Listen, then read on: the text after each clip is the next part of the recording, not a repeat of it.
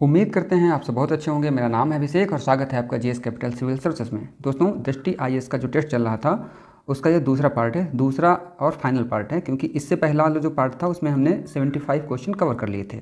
तो आइए शुरू करते हैं 76 से। सुभाष चंद्र बोस द्वारा भारतीय राष्ट्रीय कांग्रेस के किस अधिवेशन को, ध्यान रखना अधिवेशन की बात कर रहा है, महात्मा गांधी के सम्मान एवं लोकप्रियता की पराकाष्ठा माना गया है?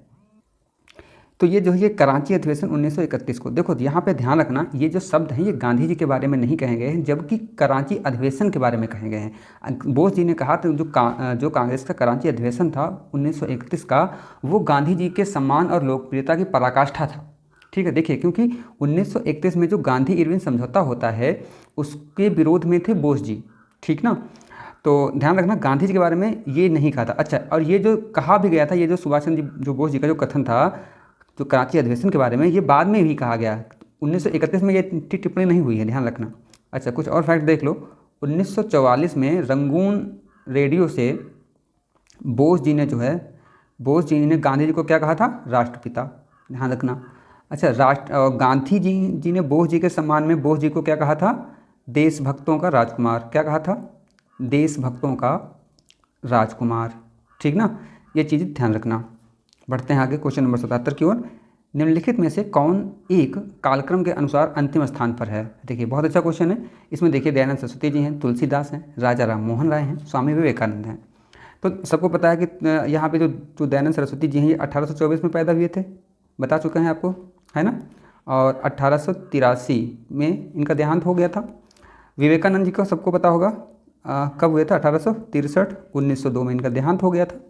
ठीक है, 12 जनवरी को इनका जन्म हुआ था। युवा दिवस मनाया जाता है, ध्यान रखना। अच्छा, अब जो राजा राम मोहन राय जी हैं 1772 में जन्मे थे, और इनका 1833 में कहाँ? बास्टिल इंग्लैंड में इनका देहांत हो गया था। एक्चुअली ये जो अकबर द्वितीय थे, कौन? अकबर द्वितीय, इनकी पेंशन बढ़वाने के लिए ब्रिटेन गए हुए थे और वहीं पर इनका देहांत हो जाता है। बचता कौन है? तुलसीदास जी। तो तुलसीदास जी 1500 के बाद में, मतलब 16वीं शताब्दी में इनका जन्म हुआ था, एग्जैक्ट मुझे याद नहीं आ रहा। तो कौन से कालक्रम के अनुसार अंतिम स्थान पे होंगे? तो कौन से होंगे भाई? देखिए, ये तो 1824 में है, ठीक है, ये तो सबसे पहले हो जाते हैं। उनके बाद में 1772 में ये होते हैं दो। 3 नंबर पे ये हैं, और सबसे बाद में कौन? 4 नंबर पे, यानी कि डी, यानी कि हमारा ऑप्शन कौन हो जाएगा? डी वाला सही हो जाएगा। पराश्रवित तरंगों का प्रयोग किया जाता है, किस लिए किया जाता है? देखिए, तो समुद्र की गहराई का पता लगाने में, जी हाँ बिल्कुल किया जाता है। मस्तिष्क के ट्यूमर का पता लगाने में बिल्कुल किया जाता है। वायुयानों को साफ करने में, हाँ, इनमें भी किया जाता है, मतलब सब में। ठीक है, तो पराश्रवी होती कौन किरणें तरंगे हैं? तो 20,000 हर्ट्ज से अधिक आवृत्ति वाली। ठीक है, 20,000 से अधिक आवृत्ति वाली तरंगों को पराश्रव्य कहते हैं। और अपश्रव्य किसे कहते हैं? अपश्रव्य ये 20 से कम वाली। ठीक है, 20 से कम, तो 20 से 20,000 के बीच में हम लोग सुन पाते हैं। ठीक है, तो पराश्रव्य तरंगों को जो मनुष्य के कान नहीं सुन सकते हैं, इनको कौन कौन सुन सकता है? ये भी क्वेश्चन आ चुका है पराश्रव्य को। तो इनको चमगादड़ सुन सकता है, कुत्ता, बिल्ली, ठीक है, ये सब सुन सकते हैं। ठीक, तो समुद्र में गहराई पता लगाने हैं, ठीक ना, ये सब। अच्छा, एक चीज़ और, घड़ियों के पुर्जों और वायुयान को साफ करने के लिए यहाँ पे एक बार क्वेश्चन भी आया है कि जो घड़ी होते हैं ना, जो घड़ी होती है ना, उनके पुर्जे को साफ करने के लिए, तो उसमें भी पराश्रव्य तरंगों का ही काम होता है। ठीक है, बाकी तो पता हो गया आपको। बढ़ते हैं क्वेश्चन नंबर। कथनों पर विचार करना है, ठीक है। भारत में परमाणु ऊर्जा विभाग की स्थापना 1954 में हुई थी, क्या यह सही है? ठीक है, तो बिल्कुल सही बात है। जो परमाणु ऊर्जा विभाग था उसकी स्थापना 1954 में ही हुई थी। परमाणु ऊर्जा विभाग प्रधानमंत्री की अध्यक्षता में काम करता है, हाँ जी बिल्कुल करता है, यानी कि दोनों कथन सही हो जाते हैं, ए और दो। ठीक है, क्वेश्चन नंबर 80 देखते हैं। असत्य ढूंढना है, असत्य देखना है। सिराओं में अशुद्ध रक्त बहता है, ठीक है, असत्य कह रहा है तो ये तो सत्य है। धमनी में क्या होता है? ध्यान रखना, धमनी में शुद्ध होता है। ठीक, कन्फ्यूजन होता होगा ना, तो कोई भी क्लू, देखो मैं बार बार कहता रहता हूँ कि इतने सारे फैक्ट होते हैं, इतना सारा डाटा होता है, आप लोगों को पहचानना है, अपने माइंड को कोई ऐसा क्लू देना है कि वहाँ पे देख के पहचान लो फ्री के लिए। ठीक ना, अब धमनी में शुद्ध बहता है, कैसे भी याद रखो, शुद्ध धा यहाँ पे आ रहा है, यहाँ धमनी आ रहा है, ठीक ना, शुद्ध धमनी में धम्म से शुद्ध आ रहा है, कैसे भी याद कर लो, क्योंकि पक्का मुझे मालूम है कि वहाँ जाके जो ऐसे डाउट होते हैं कि धमनी में होता है कि सिरा में होता है, कन्फ्यूज हो जाते हो आप लोग। ठीक है, पल्मोनरी सिरा में अशुद्ध रक्त बहता है, अब कह रहा है कि असत्य की बात कह रहा है। देखिए, धमनी में शुद्ध बहता है, ध्यान रखना, और सिरा में अशुद्ध बहता है, ध्यान रखना। लेकिन क्या होता है, एक होती है पल्मोनरी धमनी। अब यहाँ पे मैं जिसको हिंदी में कहते हैं फुफ्फुस, लेकिन यहाँ पे देखिए पल्मोनरी धमनी, ठीक। और एक होती है पल्मोनरी सिरा। अब ध्यान रखना, वैसे तो धमनी में शुद्ध बहता है, लेकिन जो पल्मोनरी धमनी होती है इसमें अशुद्ध बहेगा, उल्टा हो जाएगा, ठीक ना। और वैसे तो सिरा में शुद्ध क्या बहता है, अशुद्ध बहता है, लेकिन पल्मोनरी जो सिरा है इसमें शुद्ध बहेगा, ठीक। इसको अच्छे से ध्यान रखना। तो ये वाला गलत हो जाता है, मतलब हमारा बी ऑप्शन सही हो जाएगा। क्वेश्चन नंबर 81 देखते हैं। एक्सोप्थेल्मिया, ठीक है, एक्सोप्थेल्मिया रोग, उच्चारण में देख लेना आप लोग को दिक्कत हो, बाकी साफ साफ लिखा हुआ है यहाँ पे, ठीक। तो चीज़ें हैं उनको एक्सेप्ट करना अच्छा होता है, उच्चारण नहीं हो रहा ठीक ठीक से, ठीक ना। तो कह रहे हैं कि क्या होता है इसमें, मतलब ठीक ना, देखते हैं क्या होता है इसमें। होता है आंखें फूलकर नेत्र कोटर से बाहर निकल आती हैं, ठीक ना। ये जो रोग होता है इसके अंतर्गत आंखें फूलकर बाहर निकल आती हैं। और ये होता क्यों है, थायरॉक्सिन हार्मोन होता है, उसकी अधिकता के कारण होता है। देखिए इंग्लिश के शब्द जब हिंदी में लिखे जाते हैं ना तो उच्चारण में दिक्कत आती है, ठीक है। पढ़ते हैं आगे। निम्नलिखित कथनों पर विचार करें, ठीक है, करते हैं। जिन विलेनों का पीएच मान 7 से कम होता है वे अम्लीय होते हैं। ध्यान रखना, यहाँ पे इसके ऑप्शन दिए हैं और कह रहा है कि क्या कह रहा है, असत्य चुनना है। तो ये तो सही लग रहा है। जिन विलेनों का पीएच मान 7 से अधिक होता है वे क्षारीय होते हैं, बिल्कुल। उदासीन विलेनों का पीएच मान 7 होता है, बिल्कुल सही बात है। तीनों सही है, मतलब असत्य तो कोई है नहीं। एक सोरेनसन महोदय थे, सोरेनसन महोदय थे, इन्होंने पीएच स्केल दिया था, ठीक है। पीएच स्केल कहा था 7 से कम अम्लीय, 7 से ज़्यादा क्षारीय, बीच के उदासीन, ठीक है। 7.4 शुद्ध किसका होता है, ब्लड का होता है, वो क्षारीय होता है, ठीक है। 7 से कम जो भी होंगे वो क्या होते हैं, वो अम्लीय होते हैं, जैसे कि मनुष्य की लार वगैरह होती है, ठीक ना। तो इसको ध्यान रखना। तो यहाँ पे ऑप्शन हमारा डी सही हो जाएगा। निम्नलिखित तरंगों को उनके बढ़ते तरंग दैर्ध्य के रूप में व्यक्त करने में कौन सा विकल्प सही है। बहुत मोस्ट क्वेश्चन है, बहुत बार जो आता है, जो साइंस बैकग्राउंड का छात्र है उसको याद करने में दिक्कत होती है, मानो या ना मानो, ठीक है। तो उसके लिए कोई ट्रिक बनाओ, रटो, कैसे भी याद करो, समझ में आई बात, लेकिन याद जरूर करो इसको। तो यहाँ पे क्या है, एक्सरे, पराबैंगनी और दृश्य। ये क्या है, तरंगों को उनके बढ़ते तरंग दैर्ध्य के रूप में व्यक्त करने में कौन सा विकल्प सही है। तो बढ़ते कौन सा, एक्सरे में, फिर पराबैंगनी में, फिर दृश्य प्रकाश में। हमारा ऑप्शन सी वाला सही हो जाता है। एक चीज़ ध्यान रखना, तरंग दैर्ध्य अगर बढ़ रही है तो आवृत्ति क्या होगी, घट रही होगी। तरंग दैर्ध्य और आवृत्ति, ठीक ना। आइए देख लेते हैं कौन कौन से होते हैं। मैं फिर अपनी ट्रिक भी बता दूंगा अगर आपको समझ में आया। देखिए सबसे ज़्यादा होती है गामा, ठीक है। गामा के बाद होती है एक्स के बाद में पराबैंगनी। वीडियो थोड़ी सी लंबी हो जाए तो प्लीज़ देख लेना, ज़रूरत की चीज़ें सारी इसमें होंगी। इसके बाद होती है दृश्य प्रकाश, और भी आसान कर दूंगा। फिर अवरक्त, ठीक है, फिर माइक्रोवेव और फिर रेडियो, ठीक है। देखिए जब आप पढ़ते हैं विबग्योर, ठीक है, विबग्योर पढ़ें या बैनी या पीनाला पढ़ें, ठीक है, तो वो सब दृश्य प्रकार, यहाँ पे दृश्य प्रकाश के बारे में होता है, ठीक है। लेकिन देखो जब हम दृश्य को अगर बीच में रखें, देखो 3 इधर हैं और 3 इधर हैं, ध्यान रखना। दृश्य को मान लें बीच में हैं हम, अगर हमें कुछ नहीं याद आ रहा है तो तब के लिए मैं बता रहा हूँ, दृश्य को तो बीच में होता ही है। अच्छा ये भी सबको पता होगा कि बैंगनी सबसे ऊपर आता है तरंग दैर्ध्य में, है ना। तो बैंगनी से पहले कौन, पराबैंगनी, ठीक ना, समझ में आई बात। और सबसे लास्ट में कौन आता है, लाल आता है ना। और लाल के बाद में कौन, अवरक्त, यानी कि इंफ्रारेड। तो ये 3 तो हमको याद हो गया ऐसे ही, ठीक है। दृश्य को बीच में रखेंगे, बैंगनी से पहले कौन, पराबैंगनी, है ना, जो मतलब अल्ट्रावायलेट। और जो ठीक है दृश्य में लास्ट में कौन होता है, लाल होता है, तो अवरक्त यानी कि ठीक है इंफ्रारेड। इसके पहले क्या है, गामा एक्स जो इधर है, और इधर कौन से हैं, रेडियो और माइक्रो और रेडियो उधर हैं। तो एक तो तरीका ये हो गया, ठीक है। ध्यान रखना, इसको समझ में नहीं आ रहा हो तो फिर से देखना। देखो विबग्योर होता है ना, विबग्योर तो वी से वॉलेट होता है, मतलब बैंगनी होता है ना। तो पराबैंगनी यानी कि अल्ट्रावायलेट। ये 4 का 3 का क्रम तो हम याद ही कर लेंगे, ठीक ना। ऐसे कि दृश्य बीच में होता है, पराबैंगनी पहले होता है क्योंकि बैंगनी से पहले वो होता है, और लाल से बाद में अवरक्त होता है, यानी कि ठीक ना, रक्त मतलब लाल या इंफ्रारेड कह दो। खैर दूसरा भैया सीधे से ट्रिक बनाओ कुछ भी, कि हमने तो बनाया था पहले, अब तो खैर याद हैं। गाये पर्दा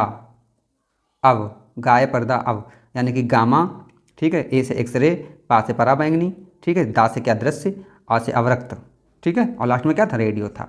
गाये पर्दा अब रेडियो पर, ऐसे याद किया था मैंने, ठीक है ना। तो देखिए यहाँ पे थोड़ा सा टाइम जरूर लग गया है, लेकिन भाई मोस्ट है, जिनको आता है उनके लिए अच्छी बात है, जिनको नहीं आता है उनके लिए सहयोग मिलेगा। आप लोग मानो या ना मानो, बढ़ते हैं आगे। कैबिनेट मिशन योजना के तहत गठित अंतरिम सरकार के संबंध में किसने कहा था कि यह एक देश की सरकार है जिसे 2 राष्ट्र चला रहे हैं? बहुत अच्छी बात है, ठीक ना, ध्यान रखना। कैबिनेट मिशन योजना के तहत गठित अंतरिम सरकार जब गठित हुई थी 1946 में, 1946 में अंतरिम सरकार जब बनी थी, तो उसको यह किसने कहा था कि यह एक देश की सरकार है जिसे 2 राष्ट्र चला रहे हैं? समझ में आई बात? 2 राष्ट्र कौन? एक तो ब्रिटेन चला रहा था, एक इंडिया तो था ही। किसने कहा था? तो डॉक्टर भीमराव अम्बेडकर ने कहा था। ठीक है, 24 अगस्त 1946, ध्यान रखना, प्रथम अंतरिम सरकार की घोषणा हुई थी। अंतरिम सरकार, ठीक, अंतरिम सरकार की घोषणा हुई थी।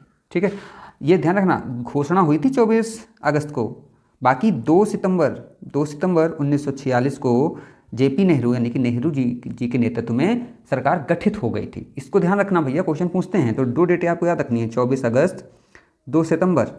इसके बाद में भी एक डेट अगर याद करना चाहूँ तो बहुत मस्त है, वीडियो थोड़ा लंबा हो जाएगा, लेकिन इसके लिए सॉरी, क्या करूँ, मैं बिना बता रह नहीं पाता हूँ। देखिए 24 अगस्त, क्योंकि बड़ी मुश्किल से तो हम ही याद कर पाएँ, तो हम चाहते हैं कि आपको भी याद हो जाए। 2 सितंबर और एक डेट है 26 अक्टूबर, ये तीनों आपको याद रखना है। 24 अगस्त को क्या हुई थी? घोषणा हुई थी सरकार की, अंतिम सरकार की। 2 सितंबर को गठित हो गई थी और 26 अक्टूबर को लीग इसमें शामिल हुई थी। ध्यान रखना, क्या हुआ था? लीग इसमें शामिल हो गई थी। ठीक ना, बहुत सारे फैक्ट हैं, यहाँ से नहीं हो पाएंगे सिंगल वीडियो में, इस वाले में कभी और देखेंगे, तो बस इतना रखते हैं। लेकिन ये तीनों डेट बहुत मोस्ट है, मैं बार बार कहता रहता हूँ कि कोई भी सब्जेक्ट हो उसमें जहाँ पे अंक हैं, डिजिट हैं, चाहे वो करंट हो, चाहे भूगोल हो, कुछ भी हो, पॉलिटी हो, अर्थव्यवस्था हो या इतिहास हो, आपको अंकों के खेल को बिल्कुल समझना है। अंक आपको याद होने चाहिए, आपका प्री ऐसे ही निकल जाएगा। ठीक ना, तो भैया क्रोनोलॉजी बहुत ज़रूरी है, अंक बहुत ज़रूरी है, अंक को बिल्कुल हल्के में मत लो। ठीक ना, तो ये चीज़ें हो गई, पढ़ जाते हैं आगे। तो B.R. अम्बेडकर ने इसको कहा था, निम्न में से कौन सा एक युग में सही सम्मिलित नहीं है? महाजनपद है, राजधानी है, सबको पता है, 16 थे, 16 में सब उत्तर भारत में थे, 15, एक जो था असमक जो था ये दक्षिण में था, और 15 से शायद 8, कमेंट करना, अब 8 अपने यूपी में थे। ठीक ना, कमेंट करना अगर मैं गलत कह रहा हूँ तो देखिए, अंग की चंपा थी, कहीं तो कौन सम्मिलित नहीं है? अंग की चंपा थी, बिल्कुल थी। चेद की सुकमती थी, बिल्कुल थी। मत्स्य की विराटनगर थी, बिल्कुल थी। वज्र की कौशाम्बी नहीं थी, कौशाम्बी तो वत्स की थी। ठीक ना, अब वज्र की जो क्या थी? तो वज्र की थी वैशाली, क्या थी? वैशाली, ध्यान रखना, यानी कि डी वाला ऑप्शन गलत हो जाता है। कौन से सही हैं? लेडो, जेस्कोटे, ओजिरो यूरोप की सबसे बड़ी मीठे पानी की झील है। वाह, नाम पहली बार सुना है मैंने, आपने भी शायद सुना हो या शायद पढ़ भी चुके हो, क्योंकि क्षमताएं सबकी अलग अलग हैं। दूसरा है, यह रूस में अवस्थित है। तो कह रहा है यहाँ पे, क्या कह रहा है, सही पूछ रहा था, तो इसमें ये दोनों सही हैं। यूरोप की झील हिमानीकृत है, जिसमें मीठे पानी की सबसे बड़ी झील। अब देखो वही वाली बात है ना कि यहाँ पे कुछ और दे देगा लंबा लंबा, आप भूल जाओगे, जबकि हम लोग पढ़ते हैं ना, पढ़े होंगे, एक उल सलाडो करके पढ़ते, खैर छोड़ो, कुल मिला के ये सही है, लेडो जेस्कोटे। ठीक ना, और हमने पढ़ा है ओजेरा तो पढ़ा है आप लोगों ने भी, ओजेरा, वही ओजेरो की बात कर रहा है, यानी कि दोनों सही हो जाते हैं। बढ़ते हैं 27 नंबर क्वेश्चन की ओर। बहुलकों में से किस एक को पॉलीटेट्राफ्लोरोएथिलीन के नाम से भी जाना जाता है? ऐसे क्वेश्चन बहुत आम है, बहुत पूछे जाते हैं, अच्छे से इनको याद करो। तो ये टेफ्लॉन को कहते हैं। ठीक है, फ्लोरो यहाँ पे लग गया, टेफ्लॉन, मैं तो ऐसे याद करता हूँ, शब्दों में पकड़ो, कुछ ना कुछ क्लू मिल जाता है, याद कर लोगे।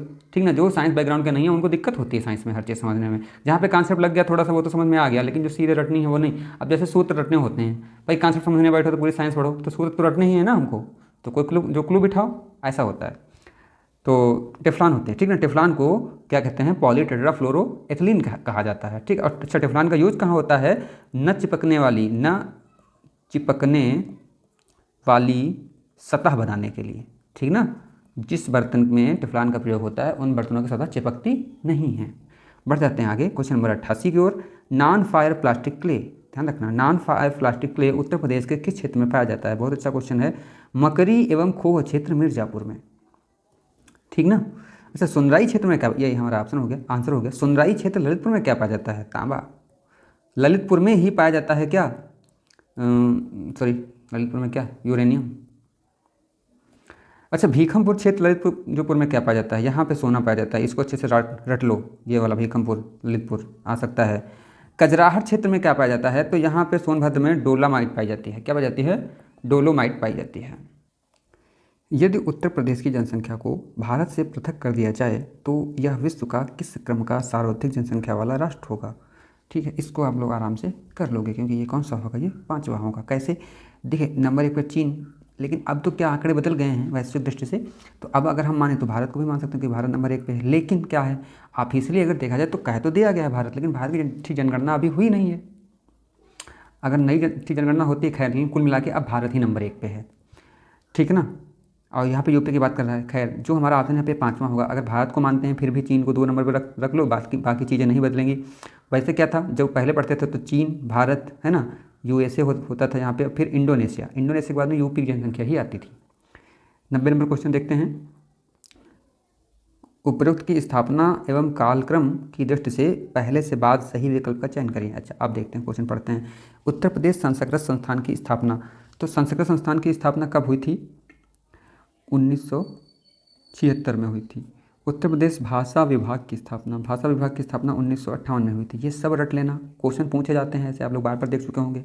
यूपी बेसिक शिक्षा परिषद की स्थापना कब हुई थी, 1972 में हुई थी। उर्दू को उत्तर प्रदेश की द्वितीय राजभाषा घोषित करना, तो ये कब घोषित हुआ था, 1989 में, यूपी में जब मुलायम सिंह की सरकार थी। ठीक ना।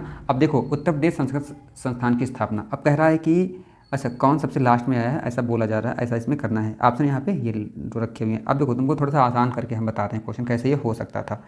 देखिए, पहले मैं इसको थोड़ा छोटा कर देता हूँ ताकि आप लोग समझ पाओ। हाँ देखिए, क्या था, आप सबको, जो लोग थोड़ा सा भी समझ रहे होंगे चीज़ों को, जो पढ़ते आ रहे हैं, उनको ये पता हो कि उत्तर प्रदेश भाषा विभाग, बेसिक शिक्षा परिषद, संस्कृत संस्थान, ये सब थोड़े से पुराने हैं, जबकि उर्दू क्या है, ये बाद में ही लाइमलाइट में आई है यूपी में।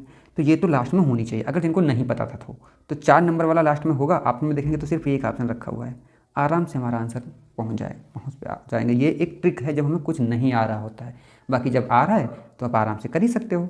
ठीक, बात समझ में आई। निम्नलिखित कथनों में से कौन सा राष्ट्रीय निवेश और अवसंरचना कोष के संबंध में सत्य है। ध्यान दो, पढ़ते हैं भाई, इसके नीचे ऑप्शन दे रखे हैं यहाँ पे। केंद्रीय मंत्रिमंडल द्वारा वर्ष 2015 में इसके गठन प्रस्ताव को मंजूरी प्रदान की गई थी, बिल्कुल। यह देश को अवसंरचना वित्त उपलब्ध कराने वाली कंपनियों को इक्विटी निवेश के माध्यम से वित्त उपलब्ध कराता है, ये भी बिल्कुल सही बात है। तो इसका ऑप्शन दोनों हो जाएगा। ठीक है, पढ़ते हैं आगे। वर्ष 2011 की जनगणना के अनुसार उत्तर पूर्व के निम्नलिखित राज्यों में से किस एक में सर्वाधिक साक्षरता है। बहुत अच्छा क्वेश्चन है। वैसे तो सबसे कहाँ है, मिजोरम में, पूर्वोत्तर में है ही है। ठीक ना। तो अच्छा, सबसे सर्वाधिक अगर देखा जाए तो कहाँ है, केरल में कितनी है, 94% है। अभी कुछ बदलेगा, अभी नहीं होगा तो उसके बाद में नहीं कह सकते। तो पूर्वोत्तर में सबसे ज़्यादा कहाँ है, 91.3% है मिजोरम में। त्रिपुरा में अगर देखा जाए तो 87% है लगभग। ठीक ना। असम में 72 है लगभग। ठीक ना। तो ऐसे ध्यान रखना। बढ़ जाते हैं आगे क्वेश्चन नंबर 93 की ओर। सूची फर्स्ट है, सूची सेकंड है। देखते हैं, यहाँ पे कुछ कलाकार हैं, मतलब कुछ व्यक्ति हैं और उनका यहाँ पे घराना है।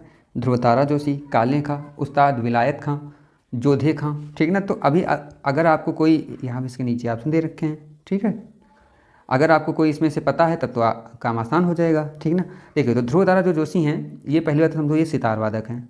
कौन है ये, सितार वादक हैं ध्रुवतारा जोशी जी, और ये लखनऊ घराने से संबंधित हैं। ठीक ना।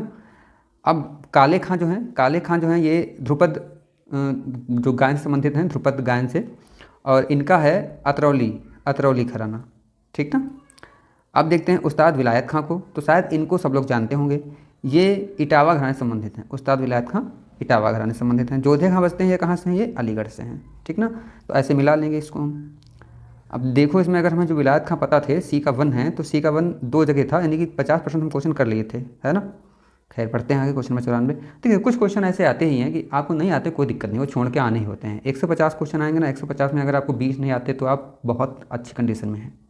ठीक ना। 130 में ही आप खेलिए। बढ़ते हैं आगे। उत्तर प्रदेश राज्य वित्तीय निगम लघु एवं मध्यम उद्योगों के विकास हेतु वित्तीय सहायता प्रदान करता है। इसकी स्थापना वर्ष 1954 में की गई थी। अच्छा, तो कह रहा कि कहाँ की गई थी, तो गाजियाबाद में की गई थी। ठीक ना। कहाँ की गई थी, सॉरी, नहीं, एक सेकंड, गाजियाबाद में नहीं, इसके कानपुर में की गई थी। ठीक, बढ़ते हैं आगे।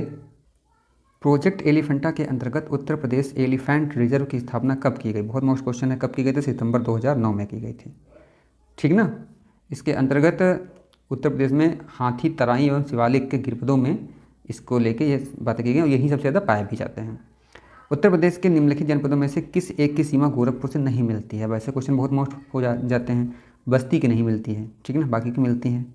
फैक्ट वाले क्वेश्चन है, या आपको मैप अच्छे से आता हो। उत्तर प्रदेश में गुरु पूर्णिमा पर्व किस ऋषि से संबंधित है? बहुत अच्छा क्वेश्चन है। किससे संबंधित है? नहीं पता होगा तो ध्यान लो। यूपी में जो गुरु पूर्णिमा होती है ये व्यास ऋषि से संबंधित है, व्यास ऋषि से, और किसी से नहीं, व्यास ऋषि से। तो आषाढ़ क्या होता है? आषाढ़ मास की पूर्णिमा को महाभारत के जो रचयिता थे कृष्ण, क्या नाम था उनका? कृष्ण द्वैपायन व्यास ऋषि। क्या नाम था पूरा? कृष्ण द्वैपायन व्यास ऋषि, ठीक। तो इनका जन्म हुआ था और वे ही चारों वेदों के प्रथम व्याख्याता थे। ध्यान रखना, व्याख्याता शब्द जो आया है क्योंकि क्या है, वेद लिखे नहीं गए हैं, ठीक है। वेद को क्या कहा जाता है? श्रुति, श्रुति भी कहते हैं वेद को, मतलब सुन के ये आए, बाद में इनका संकलन हुआ है, ठीक ना। तो इसलिए उन्हें प्रथम गुरु की उपाधि भी दी गई थी, ठीक, जिस कारण से ये गुरु पूर्णिमा मनाया जाता है। क्वेश्चन नंबर 98 देखते हैं। देखिए, अनुच्छेदों पर विचार करना है। 249 है, बहुत अच्छे अच्छे हैं। 109 है, 312 है, 110 है। तो क्या विचार करने हैं ये देखते हैं भाई। कह रहा है कि इनमें से कौन से अनुच्छेद राज्यसभा को विशेष अधिकार प्रदान करते हैं? तो कौन कौन से करते हैं? देखिए 249, ठीक। 249 में क्या है? राष्ट्रीय महत्व का घोषित करके राज्यसभा क्या कानून बना सकती है, ठीक है। किसी भी जो विषय को, जो राज्य सूची में विषय होते हैं उनको राष्ट्रीय महत्व का घोषित किए जाने पर वो क्या होते हैं? राज्यसभा उन पर कानून बना सकती है। ध्यान रखना, 249, यहीं से 250, 51, 52 और 53 इनको याद करना है आपको। अगर नहीं याद है होते हैं तो नहीं, चलो बाद में बताते हैं इसके बारे में। अच्छा, दूसरा 312 देखिए। 312 में क्या है? नई अखिल भारतीय सेवाएं हैं, अखिल भारतीय सेवाएं, और कौन? ये राज्यसभा ही तो कर सकती है। तो यानी कि 1 और 3, यानी कि 1 और 3, ठीक। तो बात समझ में आ गई। अच्छा, आर्टिकल 109 में क्या है? तो 9 में क्या है? जो धन विधेयक के संबंधित क्या है? विशेष प्रक्रिया है। विशेष प्रक्रिया में क्या आता है कि ये लोकसभा में जो पेश किया जाएगा।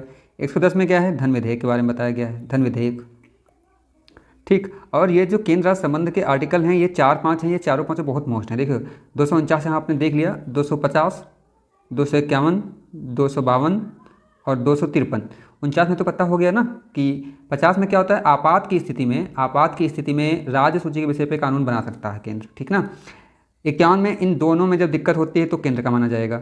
52 में क्या होता है? 2 या अधिक जो राज्यों के बीच में जब डिस्प्यूट होता है या जब राज्य कहते हैं कि हमारे चॉइस पे काम करो तो केंद्र को ये हक होता है कि वो कानून बना सकता है। 53 में क्या होता है? अंतर्राष्ट्रीय संधि या विदेश से संबंधित जो कोई विषय हैं उनके में कहा है कानून ये केंद्र बनाता है, ठीक है। नीचे दिए गए कथन है, देखिए मौद्रिक नीति का प्रभाव अप्रत्यक्ष रूप से पड़ता है। मौद्रिक नीति का प्रभाव अप्रत्यक्ष रूप से पड़ता है, यहाँ नीचे देखते बिल्कुल सही बात है, पड़ता है। मौद्रिक नीति मुद्रा बाजार, वाणिज्यिक बैंकों के माध्यम से संचालित होती है। हाँ, ये भी बिल्कुल बात सही है। तो क्या है? कथन और कारण, यानी कि अभिकथन और कारण दोनों सत्य हैं और सही व्याख्या भी करता है, ठीक। बढ़ जाते हैं आगे। क्वेश्चन नंबर 100 देखते हैं। सूची को मिलाना है। क्लोरोमाइसेटिन, क्रिस्टल वायलेट, कलाइखंज, न्यूमोकोनियोसिस, ठीक है, न्यूमोकोनियोसिस। अब देखते हैं, यहाँ पे कह रहा है कि भैया इनको जो मिलान करिए। कोयला के खान कौन है, टाइफाइड नासी कौन है, और प्रतिरोधी कौन है, और खेसरी की दाल में कौन कौन सा है। तो देखिए माइसेटिन से समझ में जो आ गया होगा आपको कि ये क्या है? टाइफाइड, यानी कि ये बुखार वाला सिस्टम हो गया इसका। क्रिस्टल वायलेट ये प्रतिरोधी होता है, ठीक ना। और ये जो कलाइखंज है, तो कलाइखंज तो ये खेसरी की दाल, इसको हम लोग हिंदी में यहाँ गांव में बाकला भी कहते हैं, ठीक ना। और ये बचता है जो इसकी ये क्या होता है? ये कोयले की खान में जब काम करोगे तो ये वाली बीमारी हो जाती है, ठीक। समझ में आ गई बात।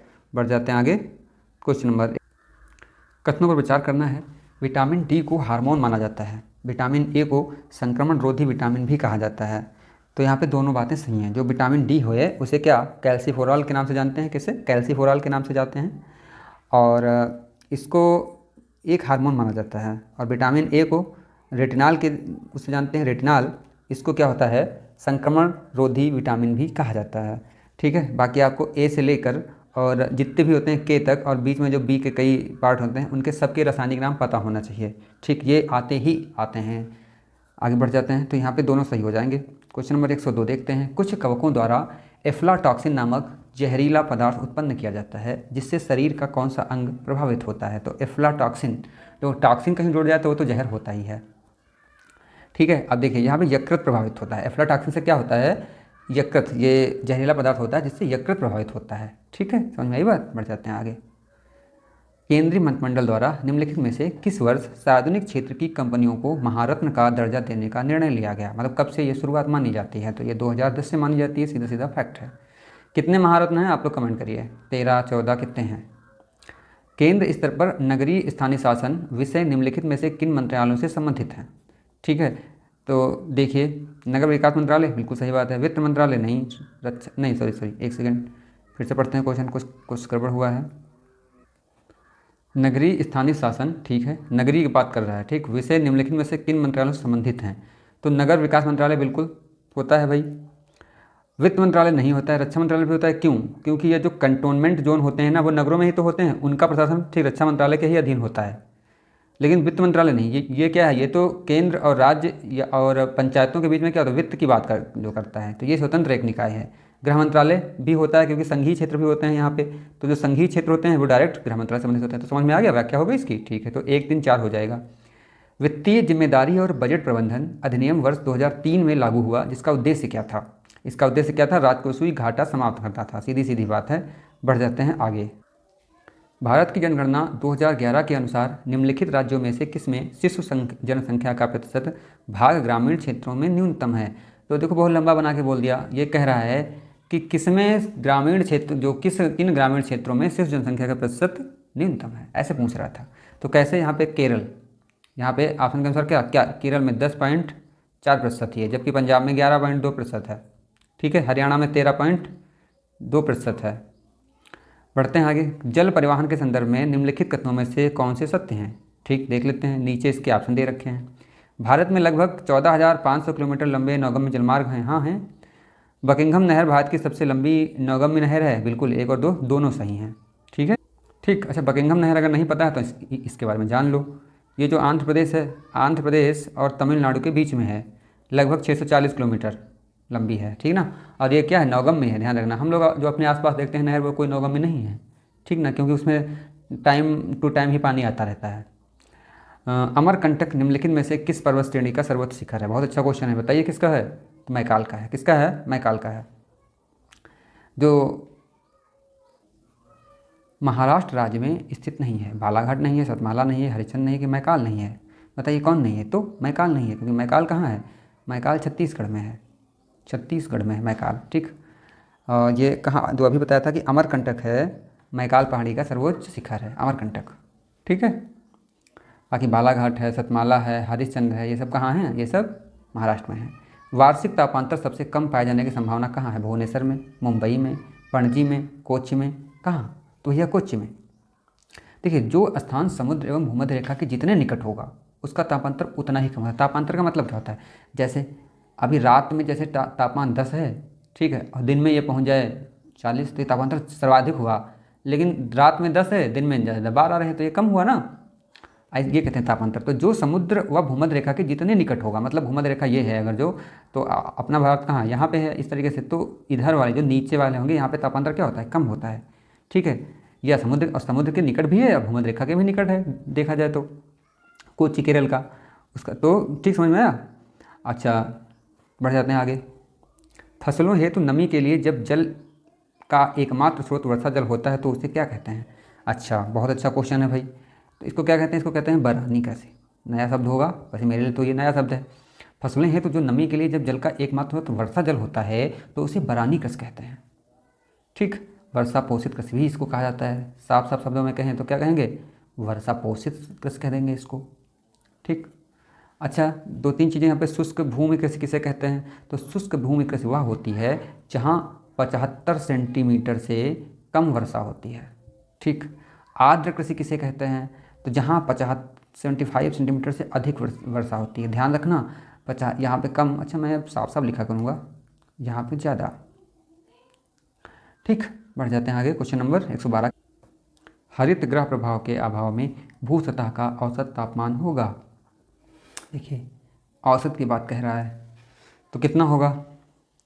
-18 डिग्री सेंटीग्रेड। हरित गृह प्रभाव के अभाव में, अगर देखो हम लोग कहते हैं ग्रीन हाउस गैस, जो एक्चुअली में बात तो यही है जिसको हम सबसे कोसते हैं आज, CO2 कार्बन डाइऑक्साइड, उसके कारण ही जीवन संभव हो पाया है।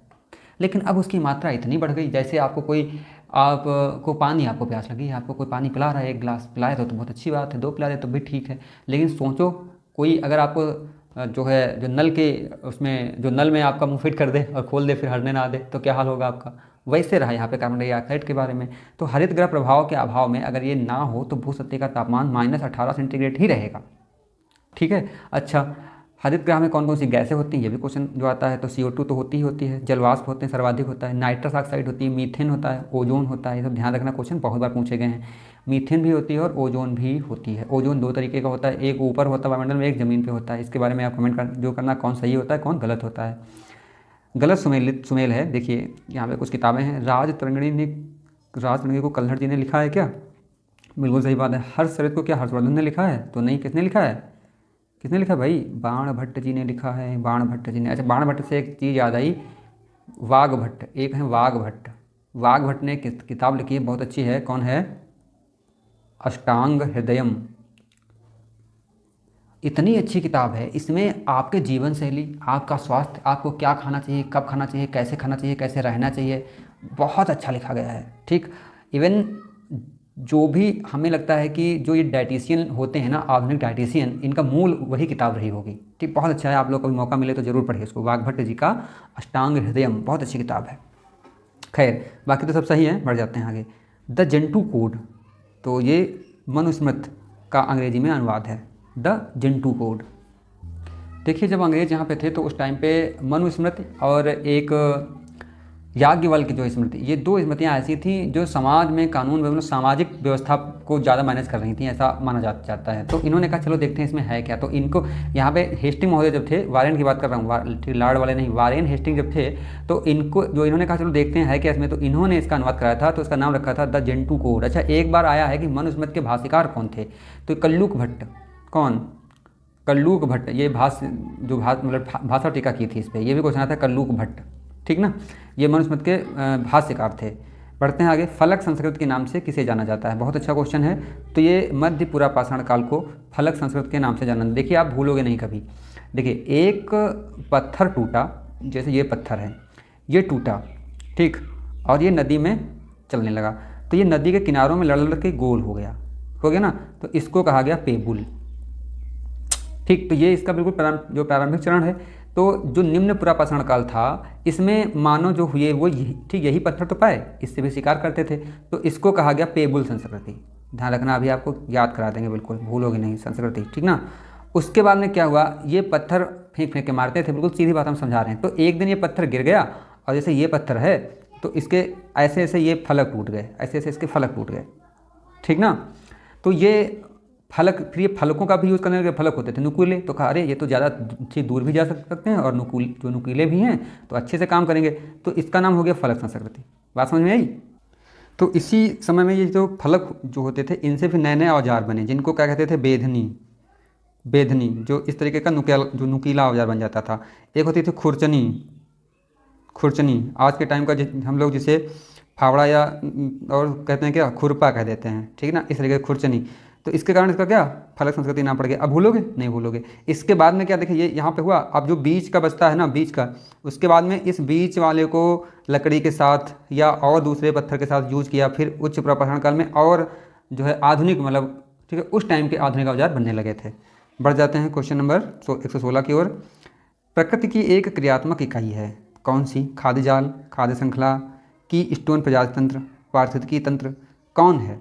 कह रहा है कि निम्नलिखित में से कौन प्रकृति की एक क्रियात्मक इकाई है? तो प्रकृति की क्रियात्मक इकाई कौन है? तो ये वाली, पारिस्थितिकी तंत्र। क्यों? क्योंकि देखिए, खाद्य जाल, खाद्य श्रृंखला, की स्टोन, ये सब इसी के अंतर्गत तो आते हैं, तो यही तो हुई नंबर 1 पे। निम्नलिखित में से कौन सा एक युग में सही सुमेलित है? देखिए भाई, लोक नृत्य हैं और राज्य हैं, यक्षगान कर्नाटक में होता है। कह रहा कि सही सुमेलित है, तो बिल्कुल सही बात है। कौन सा एक युग में सही सुमेलित है? तो यही हो गया। अच्छा, नीचे ऑप्शन है क्या? यही है। ठीक है। अब देखो, छऊ कहाँ, उत्तराखंड में तो होता नहीं, कहाँ होता है? झारखंड में होता है। बिहू कहाँ होता है? असम में होता है।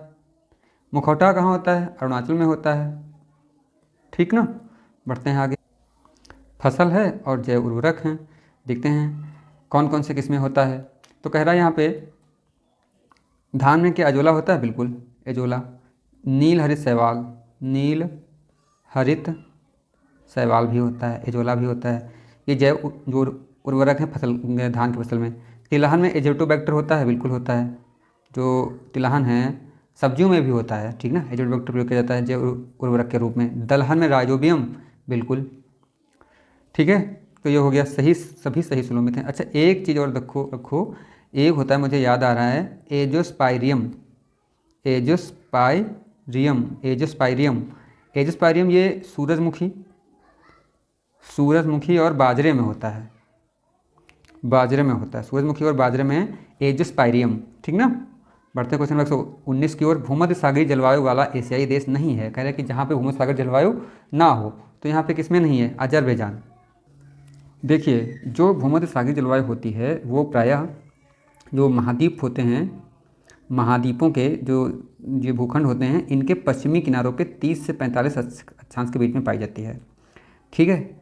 और यहाँ पे ओक है, जैतून है, और या कहो कि रसीलो फल जो फल होते हैं उनकी खेती की जाती है। दूसरी होती है चीन तुल्य जलवायु।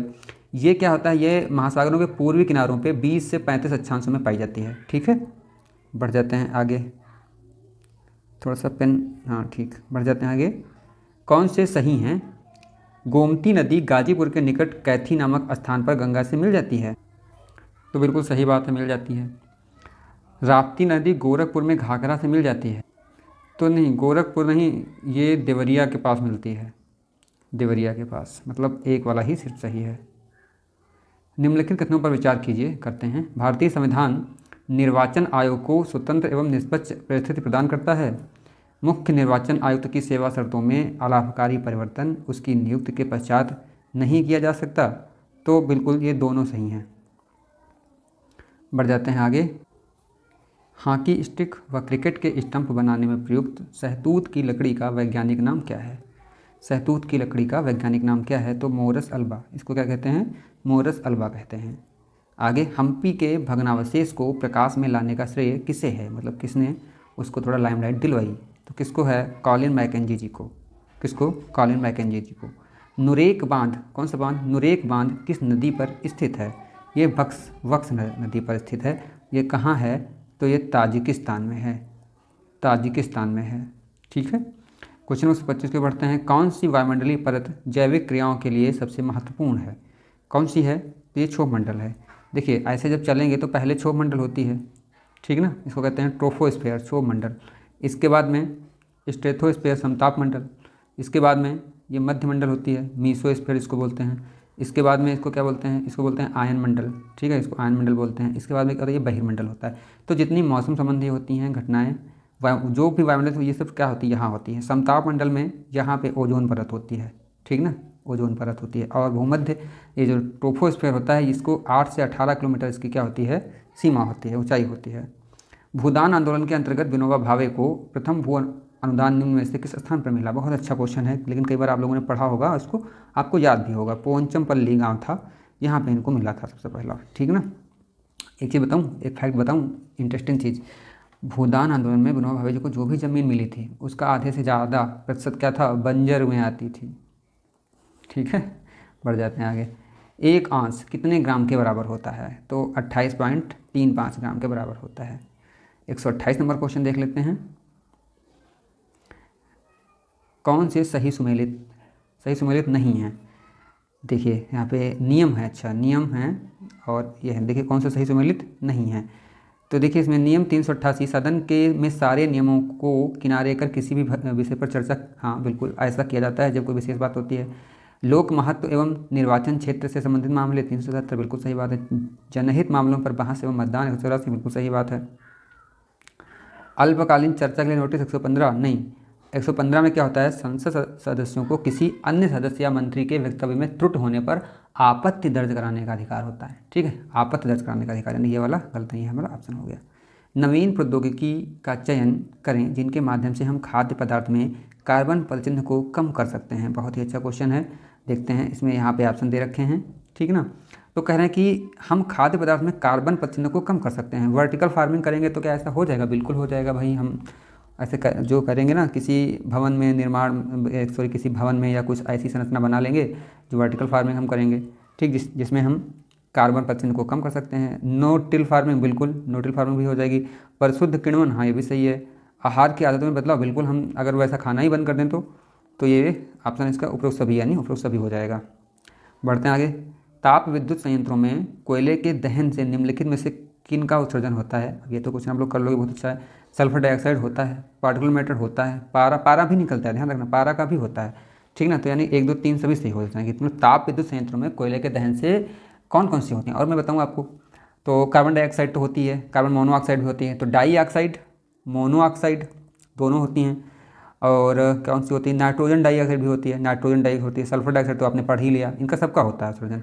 अच्छा, इसके अतिरिक्त पारा का भी होता है, ध्यान रखना पारा का भी होता है, कैडमियम का भी होता है, कैडमियम का भी होता है, ठीक है, और सीसा का भी होता है, ये कभी कंफ्यूज मत होना, ठीक है, सबका होता है। 31 नंबर क्वेश्चन देखते हैं। जुलाई 2025 में वर्षा देशपांडे को निम्नलिखित में से किस एक पुरस्कार से सम्मानित किया गया? बढ़िया क्वेश्चन है, करंट अफेयर का क्वेश्चन है। तो संयुक्त राष्ट्र जनसंख्या पुरस्कार 2025, ठीक ना, ध्यान रखना। ये महाराष्ट्र में दलित महिला विकास मंडल के संस्थापक हैं, दलित महिला विकास मंडल महाराष्ट्र की हैं, ठीक ना, ध्यान रखना। क्वेश्चन नंबर 100 कथन दिए गए हैं, देखिए। जुलाई 2025 में केरल सरकार द्वारा भारत के पहले एक्वाटेक पार्क का उद्घाटन किया गया। यहाँ पे नीचे इसके कोड दे रखे हैं यहाँ पे, ठीक है। तो भैया केरल सरकार के द्वारा तो नहीं किया गया था, किसके द्वारा किया गया था? असम सरकार के द्वारा, ठीक। और इसका उद्देश्य राज्य में मत्स्य उत्पादन को बढ़ावा देना तथा युवाओं के लिए आय के नए अवसर पैदा करना है। हाँ बिल्कुल सही बात है, तो ये गलत है यार, सही हो जाएगा। जुलाई 2025 में आस्था पूनिया भारतीय नौसेना की पहली महिला फाइटर पायलट बनी, क्या ये सही है? बिल्कुल सही बात है। वह उत्तर प्रदेश के मेरठ जिले की रहने वाली, बिल्कुल सही बात, बहुत अच्छा फैक्ट है, इसको ध्यान रखना कि आस्था पूनिया जी जो हैं भारतीय नौसेना की पहली महिला फाइटर पायलट बन चुकी हैं। क्वेश्चन नंबर 134 देखते हैं। वर्ल्ड पुलिस एवं फायर गेम्स 2025 कहाँ आयोजन किया गया? 2025 जुलाई 2025 में इसका आयोजन कहाँ किया गया? अलबामा में किया गया। अलबामा कहाँ है? तो यूएसए में है, ठीक ना।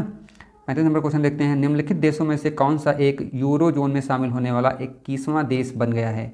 यूरो जोन में शामिल होना 21वां देश बुल्गारिया बन गया है, ठीक है। तो 1 जनवरी 2006 से यूरो को क्या किया गया? आधिकारिक मुद्रा के रूप में अपना सकेगा। बढ़ जाते हैं आगे। 136 नंबर, ग्रैंड स्लैम प्रतियोगिता 2025 के संबंध में निम्नलिखित कथनों में से कौन से कथन सत्य हैं? ठीक है, देखते हैं भाई कौन से सत्य हैं। इसमें नीचे इसके ऑप्शन दे रखे हैं। पुरुष एकल का खिताब इटली के जैनिक सिनर ने जीता, बिल्कुल ग्रैंड स्लैम जीतता है। महिला एकल का खिताब ईगा स्विटेक पोलैंड की जीतती हैं, बिल्कुल सही बात है, ये सब जो याद कर लो, यानी कि दोनों सत्य हैं। क्वेश्चन नंबर 37 की ओर बढ़ जाते हैं। भारतीय यूनिफाइड पेमेंट इंटरफेस यानी कि यूपीआई को स्वीकार करने वाला पहला कैरिबियन देश कौन बन गया है? बहुत अच्छा क्वेश्चन है, ये क्वेश्चन आ सकता है। ट्रिनिदाद एंड टोबैगो, ठीक। अब ट्रिनिदाद एंड टोबैगो की राजधानी क्या है? अगर कोई यहाँ तक पहुँच रहा है तो प्लीज़ ज़रूर कमेंट करें, ठीक है। कथनों पर विचार करिए उसको।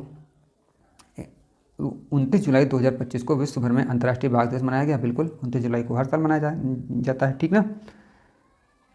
देखते हैं। वर्ष 2010 में दक्षिण अफ्रीका के डरबन में हुए बाघ सम्मेलन में प्रतिवर्ष इस दिवस को मनाने का निर्णय लिया गया। जी नहीं, ये बात तो सही है लेकिन ये चीज़ गलत है।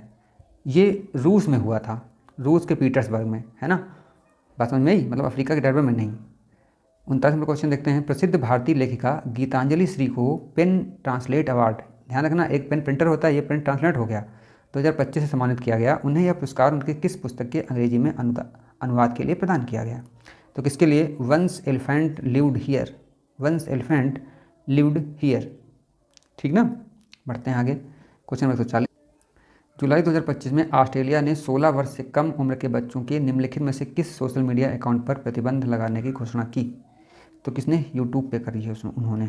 सोशल मीडिया के लिए बहुत सारा लफड़ा चल रहा है, देखिए अभी नेपाल में क्या हुआ। हालांकि वो सोशल जो बंद थी, ये जो बात कही जा रही है ये तत्कालिक कारण था, उसके पीछे बहुत सारे कारण थे, ठीक, आप लोग समझ रहे होंगे, देख रहे होंगे। भारत के किस पड़ोसी देश ने अपना पहला राष्ट्रीय बहुआयामी गरीबी सूचकांक जारी किया? ये भी क्वेश्चन बहुत मोटा है, ये भी क्वेश्चन आ सकता है। तो बांग्लादेश ने जारी किया है, ठीक है। Question number 42। पेन प्रिंटर, देखिए ये भी आ गया। पेन प्रिंटर 2025 संबंधित निम्नलिखित कथनों पर विचार करिए। हाँ करिए भाई। कह रहे हैं कि जुलाई 2025 में यह पुरस्कार सूडानी स्कॉटिश लेखिका लीला अबुलेला को प्रदान किया गया। हाँ जी बिल्कुल किया गया। 2025 व 2024 का यह पुरस्कार भारतीय लेखिका अरुंधति राय को प्रदान किया गया था। हाँ बिल्कुल ठीक, तो दोनों कथन सही हैं। क्वेश्चन नंबर 143 देख लेते हैं। किस राज्य में स्थित शरावती बैकवाटर पर भारत के दूसरे पहले लंबे केबल स्टेड सिंगदूर पुल का उद्घाटन किया गया? तो कहाँ किया गया? ये कर्नाटका में किया गया, ध्यान रखना। क्वेश्चन नंबर 44 देख लेते हैं। निम्नलिखित में से किस एक राज्य में भारत के पहले डिजिटल घुमंतू गांव, मोस्ट क्वेश्चन है, का उद्घाटन किया गया? तो कहाँ किया गया? सिक्किम में किया गया। ठीक है, बहुत अच्छा क्वेश्चन है, याद रखना इसको। बी सरोजा देवी, इनका निधन हो गया। किस से संबंधित थी ये? तो ये अभिनय से संबंधित थी, ठीक ना, कन्नड़ सिनेमा से संबंधित थी, ध्यान रखना, कन्नड़ सिनेमा। 146 नंबर क्वेश्चन देख लेते हैं। केंद्रीय मंत्रिमंडल द्वारा प्रधानमंत्री धन धान्य कृषि योजना का अनुमोदन कितने वर्षों के लिए किया गया? कितने वर्षों के लिए किया गया? तो 6 वर्षों के लिए किया गया, और अभी 100 जिलों का चयन किया गया है, वहाँ पे ये लागू होंगी, ठीक ना। क्वेश्चन नंबर 47 देखते हैं, कथनों पर विचार करना है। देखिए, जुलाई 2025 में 17वें ब्रिक्स शिखर सम्मेलन का आयोजन ब्राज़ील की राजधानी ब्राजीलिया में किया गया। क्या ब्राजीलिया में किया गया? नहीं, कहाँ किया गया? रियो डी जेनेरियो में, ठीक है, ये वाला गलत हो गया। इसमें ब्रिक्स के नवीनतम पूर्ण सदस्य के रूप में इंडोनेशिया ने भाग लिया। हाँ, बिल्कुल भाग लिया। ठीक, बढ़ जाते हैं आगे क्वेश्चन नंबर 48 की ओर। सूची है, व्यक्ति है और नियुक्त है। क्या पराग जैन कार्यकारी निदेशक सेबी के अभी बने हैं? तो नहीं, पराग जैन कहाँ, इनकी नियुक्ति रा में हुई है, RAW में। ठीक है, अच्छा कूटते कह रहा था, ठीक है। तो 1-3 हो गया। जो जसवंत कदम हैं, जसवंत कदम जी जो ये सेबी के कार्यकारी ठीक निदेशक हैं, यानी कि ये 1 नंबर पे आ गए। जेनिफर गिर्लिंग्स सिमंस, जेनिफर गिर्लिंग्स सिमंस, ये क्या हैं? तो ये प्रथम महिला राष्ट्रपति कहाँ की हैं? सूरीनाम की हैं। बहुत मस्त क्वेश्चन है, आ सकता है जो मिलाने को। केशवन रामचंद्रन बचते हैं तो कार्यकारी निदेशक RBI के हो जाते हैं। तो इस तरीके से आप लोग मिला लोगे। देखिए, अगर हमको पराग जैन रा के हैं ये पता होता, यानी कि 1 का 3 पता होगा, तो हम कर लेते क्वेश्चन। नहीं, 50% जंग जीत लेते, क्योंकि 2 में मिल रहा था। अच्छा, एक नाम था सिर्फ महिला वाला, जेनिफर, और यहाँ पे एक ये महिला राष्ट्रपति, इससे अगर कनेक्ट करते हम तो C का 2 क्या कर पाते? C का 2 बिल्कुल हम अपने आंसर तक पहुँच जाते एक बार में ही। ठीक है, बढ़ जाते हैं। क्वेश्चन नंबर कौन सा है देख लेते हैं। अरे 2 क्वेश्चन बचे हैं। कौन से 2 देश न्यू डेवलपमेंट बैंक के आधिकारिक सदस्य बने? तो कौन से बने हैं? कोलंबिया और उज्बेकिस्तान। ठीक है, अब इनकी सदस्य संख्या कितनी हो गई? 11 हो गई। बढ़ जाते हैं आगे। किस देश की यात्रा के दौरान प्रधानमंत्री मोदी को उस देश के सर्वोच्च सम्मान the grand order of the southern cross से सम्मानित किया गया? मुझे ऐसा लगता है इनके जो मिले हैं ना इस बार, बहुत सारे मिले हैं, 4 दे देंगे कम से कम, और 4 देश दे देंगे। तो कैसे ना कैसे कोई ना कोई क्लू बिठा के भाई याद जरूर कर लो, ठीक ना। एक क्वेश्चन फ्री का मिल जाएगा अगर याद कर लोगे। ठीक, तो ये मिला है ब्राज़ील का, the grand order of the southern cross. अब साउथ में है ना ब्राज़ील, साउथ अमेरिका में, तो भाई सदर्न से ब्राज़ील याद कर लो। ऐसे ही मतलब कुछ याद करोगे ना 4-5 बार तो कुछ बैठ ही जाएगा मन में। ठीक, तो दोस्तों ये पूरे 150 क्वेश्चन थे। ये ध्येय है इसकी दृष्टि, मैंने शुरुआत में कह दिया दृष्टि, उसके लिए सॉरी। तो इसको आप लोग करिए, देखिए, और प्लीज़ कमेंट करिए ताकि हमारा हौसला बढ़े। अगर यहाँ तक कोई पहुँच रहा है तो, कुछ ही लोग पहुँचते हैं यहाँ तक, सब लोग नहीं पहुँच रहे हैं। Thank you.